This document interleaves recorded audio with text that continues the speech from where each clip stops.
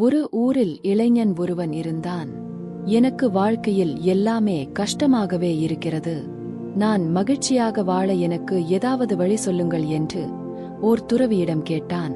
அதற்கு அந்த துறவி, உனக்கு துன்பம் கொடுப்பது உன்னுடைய மனம்தான் என்றார். அப்படியானால் துன்பத்திலிருந்து விடுபட என்ன வழி என்று கேட்டான். இந்த கதையை கேள் என்று அந்த துறவி அவனுக்கு ஒரு கதையை சொன்னார்.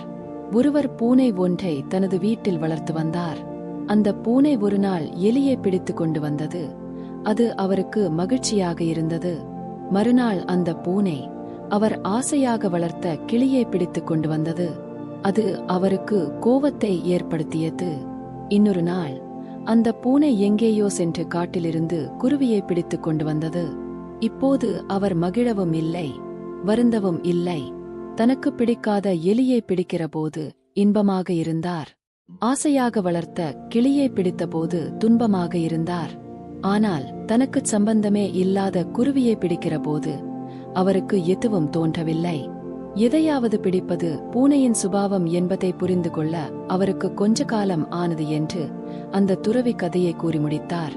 மனதை புரிந்து கொள்கிறவர்களே மகிழ்ச்சியாக வாழ்கிறார்கள்.